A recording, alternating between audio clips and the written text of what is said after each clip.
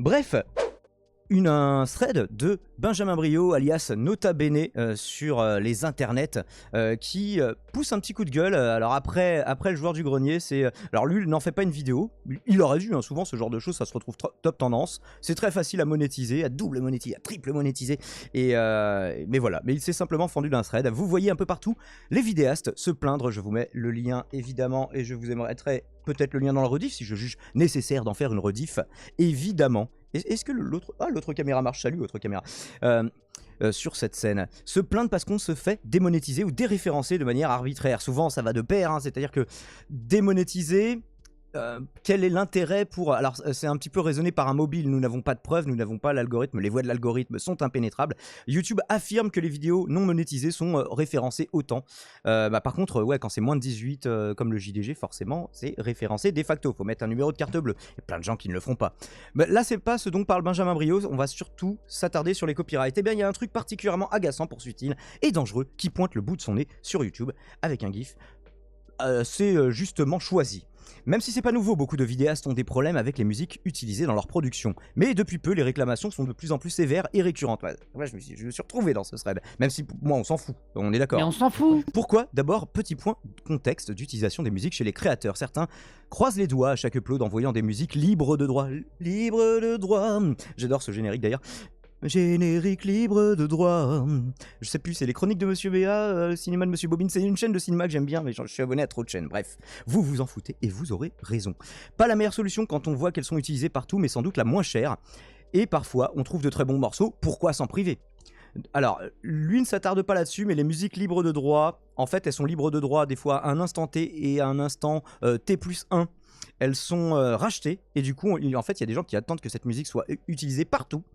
Et une fois qu'elle est bien utilisée partout, il rachète le truc non copyrighté et après il peut réclamer la monétisation de tout le monde. Et il y a des choses aussi libres de droit qui sont claim, qui sont réclamées en tant que copyright à tort par des ayants droit fictifs en fait, qui n'ont pas du tout les droits. Moi par exemple, pour les débats de Gérard, donc des extraits d'émissions de Radio Libre, la fin des années 90, début 2000 sur Fun Radio, à la limite que Fun Radio vienne me demander la monétisation, ça je veux bien. Mais c'était une entreprise au Liban qui avait rien à voir, et genre, d'où ils ont les droits quoi, en mode... Mais bordel, j'ai le droit. Eh bien, je ne crois pas. Bref, il n'en parle pas, mais je comptais voilà, faire cette petite précision, parce que lui, c'est pas la solution pour laquelle il a opté. D'autres font appel à des artistes indépendants. L'assurance, par exemple, le bête que vous entendez en fond, c'est un artiste indépendant. Il s'agit de Lisande de Calivision. Abonnez-vous à la chaîne de Calivision, évidemment. L'assurance d'une musique originale pour sa création, c'est top, mais abonnez-vous à Dioclo, hein, toute la team, à Romu, à tous les gens qu'on aime bien, Droitard Fragile. C'est top, mais c'est viable pour des projets uniques ou des chaînes qui ont des cadences de production faibles. Ouais, parce que si tu dois raquer la musique, à chaque fois, tu dois raquer une musique une par une, ça peut vite coûter quoi, parce que ça demande beaucoup de sous et c'est bien normal. Bah oui, les artistes, ouais, ils ne le font peut-être pas pour le SMIC eux. D'autres encore, merci encore à Fashion, d'autres encore choisissent d'utiliser des catalogues de musique payants que l'on peut trouver sur internet, une solution privilégiée par de nombreux créateurs parce que cela vous garantit théoriquement d'avoir les droits sur toutes vos musiques. Un problème de moins, ou pas. Ces catalogues sont de taille et de qualité très inégales, allant d'abonnements à 10 balles par mois jusqu'à des trucs très produits qui vous feront débourser plusieurs milliers d'euros par an. Après, quand on a une chaîne qui roule vraiment de ouf et qu'on veut avoir une grosse qualité, ça peut justifier. Salut Dioclo qui est sur le chat. Ah tiens, la réclamation de la musique de Rodpi qui est réclamée par une boîte russe. Justement, vraiment rapproche-toi de Rodpi. Alors après Rodpi, je sais que, amigo, que en l'occurrence, il lui arrive de... Oh, oula, je me suis planté. Il lui arrive de collaborer avec une autre chaîne dont j'ai oublié le nom, à laquelle je suis abonné aussi. C'est un collectif, donc je sais pas, peut-être ce collectif. Moi j'ai déjà contacté un artiste qui m'a dit, c'était pour la vidéo sur le monde de Monsieur Fred, qui m'a dit pas de problème pour que tu utilises ma musique. Par contre, je suis dans un label qui lui ne voudra sûrement pas. Et effectivement, j'ai utilisé plein de musiques non libres de droit. Et c'est cette petite musique qui faisait quelques milliers de vues, moins de 10 000 vues, qui m'a claim et qui m'a démonétisé toute la vidéo. Vidéo qui est en passe de faire plus de vues que la chanson elle-même. Mais bon, bref, vous m'avez compris. Reprenons.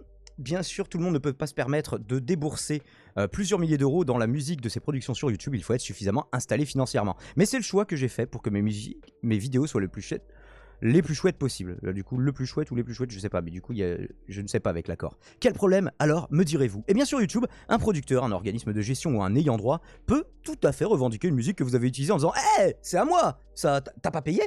Alors, ta monétisation est à moi. Bon, jusque-là, on pourrait se dire que c'est légitime, et encore... Non. Et encore, dans le cadre d'un extrait, c'est discutable. Sauf que, bien souvent, les organismes qui réclament les sous n'ont tout simplement pas les droits dessus, et cela touche autant les musiques libres que les catalogues. Ah donc oui, il en parle, oui, les musiques libres, voilà, donc c'est cool, ça m'avait échappé en le lisant la première fois. En fait, depuis peu, YouTube a totalement déconnecté le territoire de la vidéo et les organismes qui peuvent réclamer des droits. Un vidéaste français utilisant une musique française peut se voir ponctionner ses revenus par une entreprise chinoise, alors qu'elle n'a rien à voir. On a déjà vu par le passé des vidéastes harcelés par des entreprises peu scrupuleuses qui réclamaient systématiquement les revenus des vidéos d'un créateur, qui devait alors se heurter à un mur de démarche pour faire valoir ses droits jusqu'à l'usure. Soit dit en passant, c'est un sujet dont je vais parler aussi sur ma vidéo qui est déjà tournée et en tout début de montage, déjà écrite, déjà tournée en début de montage sur justement mon strike et la censure sur YouTube. Ça fait partie de la censure aussi, c'est une censure économique en l'occurrence. Enfin, pour ne pas dire une extorsion, hein. Ça a été mon cas il y a quelques mois avec une entreprise californienne qui m'a harcelé pendant 18 mois environ. J'ai jamais lâché l'affaire, mais ça a été épuisant. Bien, pour lui mettre un like, pour ne pas avoir lâché l'affaire. Et beaucoup de vidéastes ont jeté l'éponge car ils ne comptaient de toute façon pas sur la monétisation. Aujourd'hui, le problème prend une nouvelle ampleur. L'algorithme de YouTube donne tous les droits à ces organismes de gestion, officiellement pour protéger les auteurs, lol.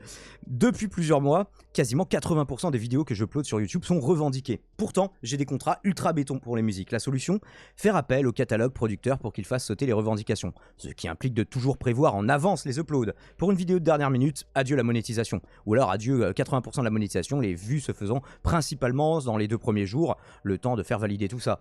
Et surtout les vidéos d'actualité. D'ailleurs, ça peut être stratégique de pas trop faire de vidéos d'actualité justement pour faire des vues dans le temps. Pensez-y. Au début, c'était 1 ou 2 réclamations sur les épisodes. Dernièrement, nous avons droit à 3, voire même 4 réclamations de musique par épisode. C'est démentiel, et si le producteur peut faire sauter la majorité, parfois, il est aussi impuissant. Ça pose un véritable problème pour les créateurs. J'ai actuellement un niveau de service incroyable avec mon partenaire pour les musiques et même là, j'ai des galères de ouf pour faire valoir mes droits et ne pas donner la monétisation à une boîte obscure de l'autre côté du monde. Au-delà des créateurs vidéo plutôt, ça met aussi en péril des producteurs qui, justement, ne peuvent même plus faire valoir leurs droits et l'exploitation de leur musique. On marche sur la tête. Imaginez, c'est-à-dire les vrais auteurs ne gagnent pas d'argent, par contre, des mecs qui claiment random, ça marche.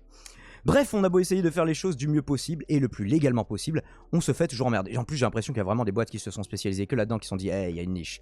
L'alternative, il y en a pas. On va continuer à subir en priant le dieu YouTube. Triste, n'est-ce pas? Donc voilà, et puis d'autres créateurs qui réagissent comme Bruce Ben Amran, alias Y Penser, parce qu'il y a très peu de solidarité dans ce milieu. Je dis ça pour Ben, qu'on soit clair. Je dis pas ça pour Ben, qu'on soit clair. De mon côté, j'ai des contacts chez YouTube, j'ai toutes mes réponses à toutes les questions que j'ai posées, mais ça ne change rien au bout du compte de toute façon. Qu'est-ce que vous en pensez? Qu'est-ce que ça vous inspire?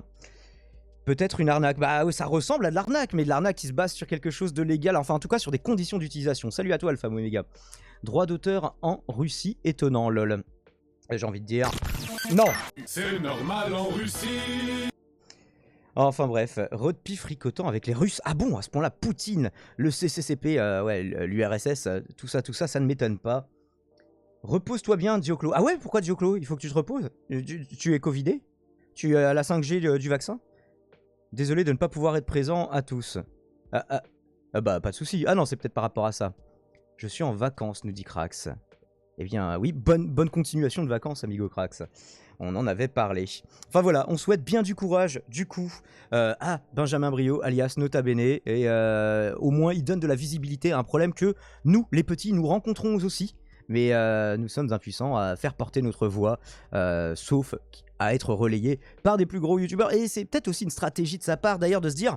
Si j'en parle sur Twitter, si j'en parle à YouTube directement, ils s'en foutront. Par contre, quand on interpelle, il n'a pas interpellé, je crois pas, YouTube créateur sur Twitter, non, c'était juste, voilà, un coup de gueule et non pas une stratégie. Eh bien, ça n'en est que plus noble. Merci YouTube d'avoir suivi cette petite capsule. Ciao, ciao. Et abonnez-vous, et likez, et commentez, et faites des dons.